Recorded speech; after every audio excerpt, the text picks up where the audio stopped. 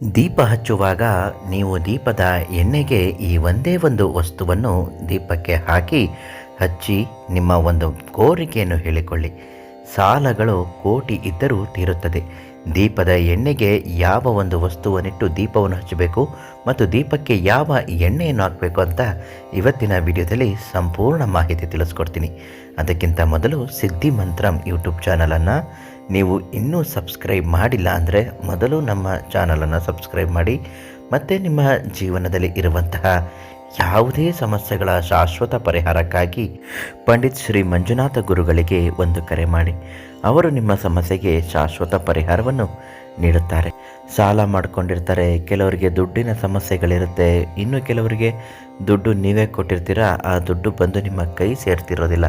ಒಟ್ಟಿನಲ್ಲಿ ದುಡ್ಡಿನ ಸಮಸ್ಯೆಗಳು ಸಿಲುಕಿಕೊಂಡು ಪರದಾಡುವಂಥ ಪರಿಸ್ಥಿತಿಯಲ್ಲಿರುವವರು ದೇವರ ಕೋಣೆಯಲ್ಲಿ ದೀಪವನ್ನು ಹಚ್ಚುವಾಗ ಕೆಲವು ಭಕ್ತಿ ಸಂಕಲ್ಪ ಮಾಡಿ ದೀಪವನ್ನು ಹಚ್ಚಬೇಕು.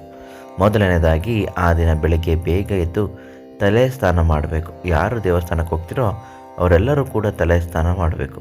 ತಲೆ ಸ್ನಾನ ಆದ ನಂತರ ನಿಮ್ಮ ಮನೆಯಲ್ಲಿ ಮಡಿಯನ್ನು ಉಟ್ಟು ಮನೆಯೊಳಗಡೆ ಇರತಕ್ಕಂತಹ ದೇವರ ಫೋಟೋದ ಮುಂದೆ ಕುಳಿತು ಈ ಒಂದು ಪೂಜೆಯನ್ನು ಮಾಡಿ. ಅದು ಗರಿಕೆಯನ್ನು ತೆಗೆದುಕೊಂಡು ಬಂದು ಪೂಜೆಯನ್ನು ಸಲ್ಲಿಸಿ. ಒಂದು ಅಷ್ಟಲಕ್ಷ್ಮಿ ಯಂತ್ರ ಇರುವಂತಹ ಫೋಟೋ ಅಥವಾ ಅಷ್ಟಲಕ್ಷ್ಮಿ ಯಂತ್ರವನ್ನು ನಿಮ್ಮ ಮುಂಭಾಗದಲ್ಲಿ ಇಟ್ಟುಕೊಳ್ಬೇಕು. ಧನಾಕರ್ಷಣೆಗೆ ಅದು ಪ್ರಮುಖವಾದದ್ದು. ಇನ್ನು ಉಗ್ರ ನರಸಿಂಹ ಸ್ವಾಮಿಯ ರೂಪದಲ್ಲಿರತಕ್ಕಂತಹ ಒಂದು ಪುಟ್ಟ ಫೋಟೋವನ್ನು ನಿಮ್ಮ ಕೈಯಲ್ಲಿ ಹಿಡ್ಕೊಂಡು ಬನ್ನಿ. ಇನ್ಯಾವುದೇ ಒಂದು ತೊಂದರೆಗಳಿದ್ದರೂ ಕೂಡ ನಿವಾರಣೆ ಆಗಬೇಕು ಅಂದರೆ ಇದೊಂದು ಮಾಡಬಹುದು. ಇದು ದೀಪ ಹಚ್ಚುವಾಗ ಗಂಗೋತ್ರಿ ಎಣ್ಣೆ ಅಂತ ಸಿಗುತ್ತೆ. ಇದು ತುಂಬಾ ವಿಶೇಷವಾದದ್ದು. ಈ ಗಂಗೋತ್ರಿ ಎಣ್ಣೆ ನಿಮ್ಮ ಒಂದು ಕೆಲಸ ಕಾರ್ಯಗಳಲ್ಲಿ ಹೋಗುವಾಗ ತುಂಬ ಉಪಯೋಗ ಆಗುತ್ತೆ.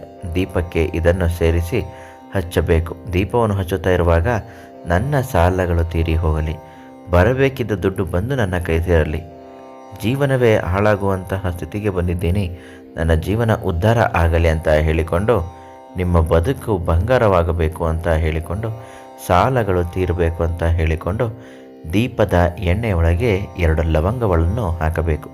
ಈ ಗಂಗೋತ್ರಿ ಎಣ್ಣೆ ಎಲ್ಲಿ ಸಿಗುತ್ತೆ ಗುರುಗಳೇ ಅಂತ ಕೇಳಬಹುದು. ನಿಜವಾಗ್ಲೂ ಈ ಗಂಗೋತ್ರಿ ಎಣ್ಣೆ ಸಿಕ್ಕೋದು ಅಷ್ಟು ಸುಲಭವಲ್ಲ. ಅದನ್ನು ನೀವು ಇವತ್ತೇ ಈ ಕ್ಷಣ ಶ್ರೀ ಮಂಜುನಾಥ ಗುರುಗಳಿಗೆ ಒಂದು ಕರೆ ಮಾಡಿ ಅವರು ಹೇಳಿದ ಹಾಗೆ ನಿಮ್ಮ ಮನೆಯ ವಿಳಾಸವನ್ನು ಕಳಿಸಿಕೊಟ್ರೆ ಅವರು ನಿಮಗೆ ಕೊರಿಯರ್ ಮುಖಾಂತರ ಕಳುಹಿಸಿಕೊಡ್ತಾರೆ. ನಿಮ್ಮ ಬದುಕು ಬಂಗಾರವಾಗಬೇಕು ಅಂದರೆ ಈ ಕೆಲಸವನ್ನು ಮಾಡಿ. ನಾಳೆ ಮತ್ತೊಂದು ಮಾಹಿತಿಯೊಂದಿಗೆ ನಿಮ್ಮನ್ನೆಲ್ಲರನ್ನು ಭೇಟಿ ಮಾಡ್ತೀನಿ. ಧನ್ಯವಾದಗಳು.